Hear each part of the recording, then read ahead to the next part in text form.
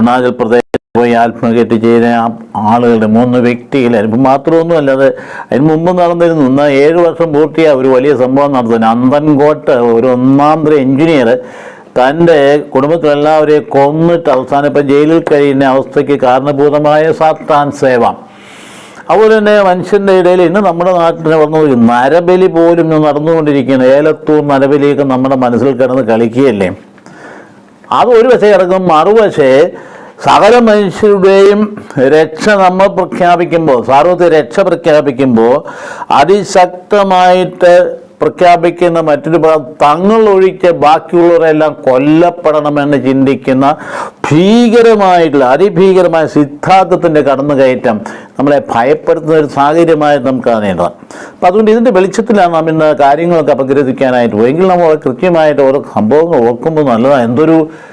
എന്താണ് ഇവരെയൊക്കെ സ്വാധീനിച്ചത്? ഈ 3 പേരെ അവർ ഏതെല്ലാം തരത്തിൽ സമയത്ത് ഒരു മകളെ ഇതിനോട് ബന്ധപ്പെട്ടുകൊണ്ട് ഇങ്ങനെ ആര്യാന്ന പെൺകുട്ടി ആ ബന്ധത്തിൽ കടന്നുകൊണ്ട് ആ മാതാപിതാക്കൾ ആകുലചിത്തരായി എങ്ങനെയും അതിൽ നിന്ന് ഊരിയെടുക്കാൻ വേണ്ടി മാറ്റി സ്ഥലം മാറ്റിയൊക്കെ അവസാനം കല്യാണം നിശ്ചയിച്ച് അവൾ അതിനോടൊക്കെ സഹകരിച്ച് അവസാനം കല്യാണം ആളുകളൊക്കെ വിളിച്ച് പുറവെയൊക്കെ മേടിച്ച് റെഡിയായിരിക്കുമ്പോൾ ആ ആളിനെ കാണാൻ പോയി. നവീൻ തോമസ് എന്ന വ്യക്തിയുമായിട്ട് പോയി നേരെ എങ്ങോട്ടാണ് പോകുന്നത്? അങ്ങ് ദൂരയിലേക്ക് ദേവി എന്ന വ്യക്തി നവീൻ തോമസുമായിട്ട് കൂട്ടുചേർന്ന് അരുണാചൽ പ്രദേശത്ത് പോയിട്ട് ഈ ബ്ലാക്ക് മാജിക്കിൻ്റെ അതിഭയങ്കരമായ അനുഭവത്തിന് അടിപ്പെട്ടു പോയ ആളുകൾ എന്തൊരു തലത്തിലേക്ക് നഷ്ടപ്പെട്ടു പോയിരിക്കുന്നത്. ഇതൊക്കെ ഓരോ അനുഭവങ്ങൾ നമ്മുടെ ജീവിതത്തിൽ കടന്നു വരുമ്പം ഇതിൻ്റെയൊക്കെ പിന്നിലെ ചിന്തകളെക്കുറിച്ച് നമുക്ക് വാസ്തവത്തിൽ ഒരു ഈ സാഹചര്യങ്ങൾ ഇന്ന് ഈ തോമാസ്നിയായ ദൈവാനുഭവമൊക്കെ പ്രഘോഷിക്കുമ്പോൾ അതിൻ്റെ ഒരു മൂല്യവും ഇതിനോടൊക്കെയുള്ള ആ വ്യത്യസ്തങ്ങളായ സമീപനങ്ങളൊക്കെ നാം മനസ്സിൽ കരുതേണ്ടതാണ്. പരിശുദ്ധ കുർബാനയിലും അവിടുന്ന് പുറപ്പെടുന്ന ശക്തിയിലും ഒക്കെ വിശ്വസിക്കുന്ന മനുഷ്യനെ സാർവത്രിക രക്ഷയിലേക്കും ദൈവാത്മാവിലേക്കും കൂട്ടായ്മയിലേക്കും നന്മയിലേക്കും ഒക്കെ ഈ മനുഷ്യകുലത്തെ പ്രേരിപ്പിക്കുകയും പ്രചോദിപ്പിക്കുകയും ചെയ്യുന്നതാണ് മറുഭാഗ ശക്തിയൊക്കെ സംഭവിച്ചു. 7 വർഷം മുമ്പ് നടന്ന അന്തംകോട് സംഭവം 4 കൊലപാതകങ്ങളാണ്. ഏറ്റവും ഇളയ പുത്രനാൻ എന്തൊക്കെ ചെയ്തു നോക്കണേ. അവൻ വളരെ ഇതിനെ 10 വർഷമായിട്ട് സാത്താൻ സഭയിൽ ചെന്ന് പെട്ടിട്ട് അവൻ പ്ലാൻ ചെയ്ത് വന്ന് വീട്ടിലേക്ക് എത്തിയിട്ട് സാവധാനത്തിൽ ആദ്യം കൊച്ചു പെങ്ങളെ ഡോക്ടറായിട്ട് കൊച്ചു പെങ്ങളെ വിളിച്ച് മോളിൽ കയറ്റിയിട്ട് അവളെ അങ്ങ് കൊന്നു. രഹസ്യമായിട്ട് ഒച്ച കേട്ടുകൊണ്ട് അമ്മ ചോദിച്ചു, എന്താ മോനെ ശബ്ദം? അമ്മ ഞാൻ കയറി വന്ന പ്രൊഫസറാന്ന് പറയണം. ഇത് എല്ലാ വിദ്യാഭ്യാസ സമ്പന്നരാണ്, പ്രൊഫസറാ. അപ്പോൾ അതുകൊണ്ട് മോളിലേക്ക് കയറ്റി അമ്മ വന്നു കഴിഞ്ഞപ്പോൾ പുറകെ കൂടെ പതുക്കെ അമ്മ നമുക്ക് ഒരു വീഡിയോ കാണിച്ചു തരാമെന്ന് പറഞ്ഞാൽ കയറ്റിക്കൊണ്ടോ. വീഡിയോ കാണിച്ചു തരാമെന്ന് കയറ്റിയ ഒരു വീഡിയോ കാണിക്കത്തക്ക ഒരു രീതിയിലൊക്കെ അഭിനയിച്ച് അമ്മ സൂക്ഷിച്ച് നോക്കിക്കുക. പുറകിലൂടെ ചെന്നിട്ട് കൂടം കൊണ്ട് ഒറ്റ അടിയടിച്ച് അമ്മയെ താഴെ. അതുപോലെ തന്നെ പ്രൊഫസറായിരിക്കും അപ്പനെയും മോളിൽ കൊണ്ടുവന്ന് അങ്ങനെ രീതിയിൽ അപ്പനെയും കൊന്നു. മാത്രവുമല്ല ഒരു ബന്ധു കൂടെ ഉണ്ടായിരുന്നു, അതിനെയും കൊന്നു. ആസ്ട്രൽ പ്രൊജക്ഷൻ എന്നാണ് ഈ കജ എന്നിട്ട് പിന്നീട് പറഞ്ഞത്. ആസ്ട്രൽ പ്രൊജക്ഷൻ അദ്ദേഹത്തിൻ്റെ തലയ്ക്കകത്ത് കയറിയ ഒരു വല്ലാത്ത ചിന്തയാണ്. പെട്ടെന്ന് അങ്ങനെ വേറെ എന്തോ ഒരു സമ്പന്നരായ ആൾക്കാരായിരുന്നു. 20 ഏക്കറോളം തോട്ടമുണ്ട്. ഇന്ന് ആ കെട്ടിടം അവിടെ കിടക്കുന്ന ചിത്രം കാണാനിടയായി. പുല്ലും കാടും മേടുമൊക്കെ ആയിട്ട് ഈ ഡോക്ടറുടെ പേര് വെച്ച് ആ കെട്ടിടം അവിടെ കിടക്കുന്നത് നമുക്ക് ഈ കാണുന്ന ഇപ്പം ചില വീഡിയോയിലൊക്കെ കാണാനായിട്ട് ഇടയായി. അതേസമയത്ത് ഈ പ്രവൃത്തി ചെയ്ത വ്യക്തിയോ ജയിലിൽ കിടന്നിട്ടിപ്പോൾ 7 വർഷമായിട്ട് അത് അവിടെ കടന്നു. ജീവിതത്തിൻ്റെ എന്തൊരവസ്ഥയിലേക്ക് പോയി മനുഷ്യനിത് മനസ്സിലാകുമോ? ഇതുപോലുള്ള കാര്യങ്ങളൊക്കെ അതിശക്തമായി സ്വാധീനിക്കുമ്പോൾ അതിൻ്റെ പിന്നിലൊക്കെ വമ്പൻ മാഫിയാകൾ ഉണ്ടായിരുന്ന കാര്യങ്ങൾ തിരിച്ചറിഞ്ഞാൽ എന്നോട് ഇതൊക്കെ വാസ്തവത്തിൽ നിരോധിക്കാൻ പറ്റില്ല എന്ന് ചോദിക്കാൻ നിരോധിക്കേണ്ടവനാരാ? നിരോധിക്കാത്തവരുടെ ഇടയിൽ പോലും ഇതിൻ്റെ സ്വാധീനം ഉണ്ടെങ്കിൽ പിന്നെ എന്ത് ചെയ്യാനായിട്ട് പറ്റും?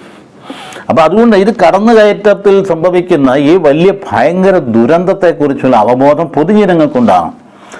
നമ്മുടെ മക്കൾ വ്യാപരിക്കുന്ന മേഖലകളിലൂടെയൊക്കെ ഇതിൻ്റെയൊക്കെ കുറേശ്ശെ സ്വാധീനങ്ങൾ ഉണ്ട് എന്ന് മനസ്സിലാക്കി ഇതൊക്കെ ചെന്നെത്തുന്ന ഈ ADMAയിലും മറ്റേലും മറിച്ചിലൊക്കെ പറഞ്ഞു പോകുന്ന സംഗതി ചെന്ന് പെട്ട് കഴിഞ്ഞാൽ പിന്നെ ഊരിയെടുക്കാൻ നിവൃത്തിയില്ല എന്ന കാര്യം നാം മനസ്സിലാക്കേണ്ടത്. അതൊക്കെ തന്നെ അതോട് ചേർന്ന് പോകുന്നതാണ് സഭയെ തകർക്കാനുള്ള അതിശക്തമായ നീക്കം.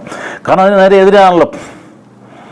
വൈദികരും വൈദിക അഭിഷിക്തരെയും അല്ലെങ്കിൽ സന്യാസത്തെയും സന്യാസ ജീവിതത്തെയും അല്ലെങ്കിൽ സഭയെയും ഒക്കെ തകർക്കാനായിട്ട് ബോധപൂർവ്വ ശ്രമം നടക്കുന്ന തിരിച്ചറിയുമ്പോൾ നമുക്ക് ആദ്യമൊക്കെ വിഷമം തോന്നുക. ഇതെന്തൊരു കളിയാണ്, ഈ നന്മ മാത്രം ചെയ്യുന്ന ഒരു സമൂഹത്തിനെതിരെ ഈ എത്രമാത്രം നന്മ കണ്ണു തുറന്ന് കാണാവുന്ന രീതിയിൽ സർവർക്കും നന്മ മാത്രം ചെയ്യുന്ന ഒരു സമൂഹത്തെ തകർക്കാനുള്ള ശ്രമത്തിൻ്റെ പിമ്പ് അത് പൈശാചിക ശക്തിയാണ് തിരിച്ചറിഞ്ഞാൽ നാം പിന്നെ അതേക്കുറിച്ച് അന്ധാളിക്കുകയൊന്നും ചെയ്യേണ്ട കാര്യമില്ല.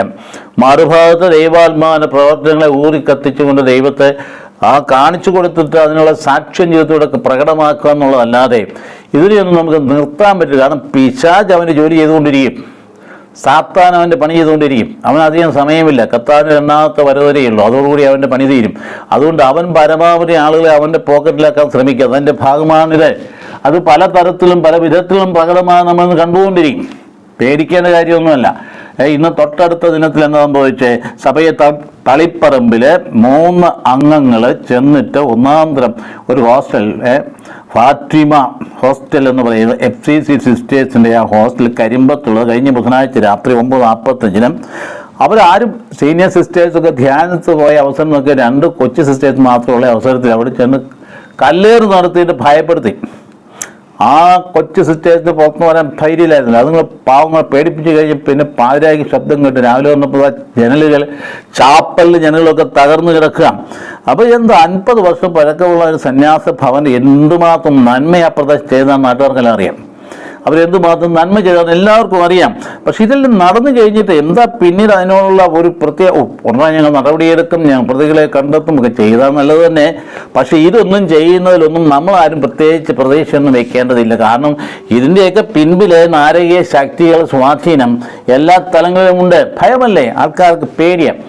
ഇതിനൊക്കെ മുൻകൈ എടുക്കുന്നവർക്ക് എതിരെ നിൽക്കാൻ ഭയമാണ്. ഇപ്പം തെരഞ്ഞെടുപ്പ് കിട്ടുമ്പോൾ അതിനേക്കാൾ ഭയമാണ്. ഒന്നും മിണ്ടാൻ പറ്റത്തില്ല. അങ്ങനെ ഒരു സാഹചര്യത്തിൽ എത്തി നിൽക്കുക, പേടിപ്പിച്ച് നിൽക്കുകയല്ലേ.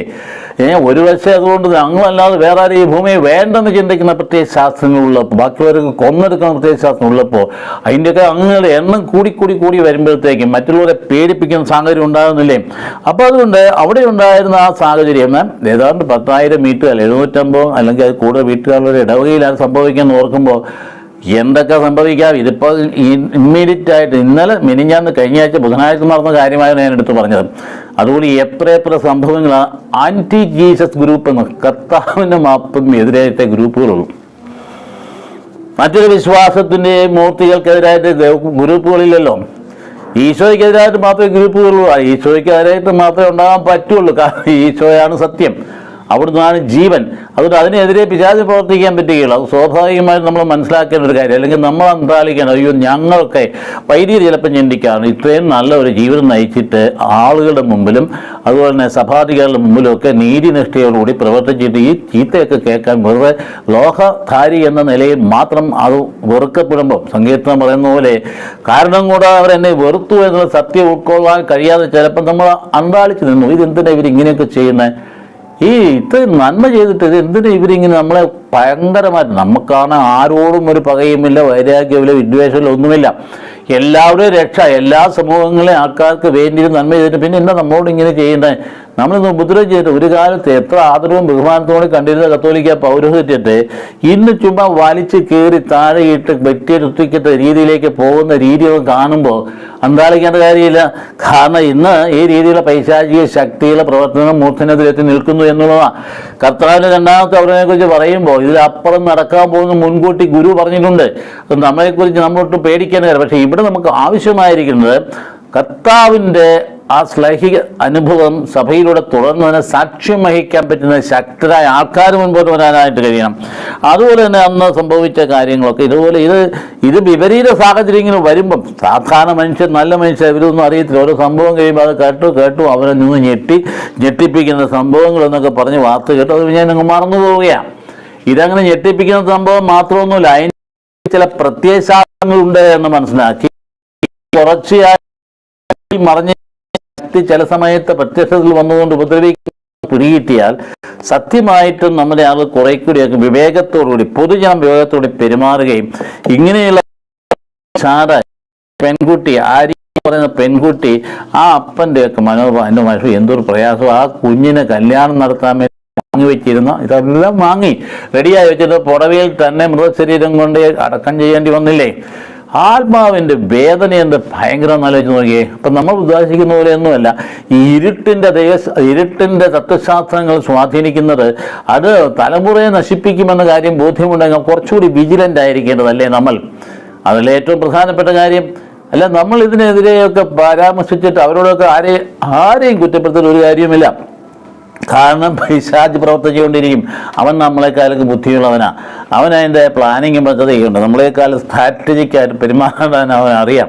അതുകൊണ്ട് നമ്മളതിനെതിരെ ഒന്നും പോയിട്ടൊന്നും ഒരു കാര്യമില്ല. നമ്മൾ ചെയ്യേണ്ടത് ഈ ശ്ലൈഹ്യ അനുഭവത്തിൻ്റെ വെളിച്ചത്തിൽ പരിശുദ്ധമായ ജീവിതത്തെ ശക്തിപ്പെടുത്തുന്ന ആളുകളെ എണ്ണം കൂട്ടിക്കൊണ്ടുവരണം. അവിടെ ദൈവത്തിനെതിരായിട്ട് പോയ ആരും രക്ഷപ്പെടില്ല. ദൈവം നമ്മുടെ കൂടെ ഉണ്ടെങ്കിൽ ആർക്ക് നമുക്ക് എതിര് നിൽക്കാൻ ആകുമെന്ന് ചോദിക്കുന്ന ശ്ലീഹായുടെയൊക്കെ അനുഭവം നമ്മളിലേക്ക് വരണം. നമുക്ക് ആരെ ക്രിസ്തുവിന്റെ സ്നേഹത്തിൽ നമുക്ക് വേറൊരുത്താൻ പറ്റും? മരണത്തിനോ പട്ടിണിക്കോ പീഡനത്തിനോ നഗ്നതയ്ക്കോ ചോദിക്കുന്ന ചോദ്യമൊക്കെ പ്രസക്തമായി വരുന്ന കാലഘട്ടത്തിൽ നമ്മുടെ വിശ്വാസം എന്ന് പറഞ്ഞ് ഭയങ്കരമായി അത് വളരെ റിയലിസ്റ്റിക് ആയിട്ടുള്ള സംഗതിയാണ്. ഒരു ഭാവനയിലുള്ളതല്ല. ക്രൈസ്തവ വിശ്വാസം എന്ന് പറയുന്നത് വളരെ റിയലിസ്റ്റിക് ആയിട്ടുള്ള സാഹചര്യം. അതൊന്ന് ടച്ച് നമുക്ക് കിട്ടിക്കഴിഞ്ഞാൽ, അല്ലെങ്കിൽ നമ്മൾ ചെറുപ്പം കൊടുത്തു കഴിഞ്ഞാൽ അവരതിനു വേണ്ടി മരിക്കും. അങ്ങനെയുള്ള ആളുകൾ എണ്ണം കൂടി വരുന്നുള്ളതാണ് ഏറ്റവും മനോഹരമായ സംഭവം. അതുപോലെ തന്നെ നല്ല പ്രീച്ചേഴ്സ് രൂപം കൊണ്ടുപോകാൻ, അതായത് വെറുതെ പ്രസംഗിച്ചിട്ട് പോകുന്നില്ല, അത് ജീവിതത്തോടെ പ്രകടിപ്പിക്കുന്ന നല്ല പ്രഘോഷകരുന്ന ഏറ്റവും അത്യാവശ്യമായിരിക്കും.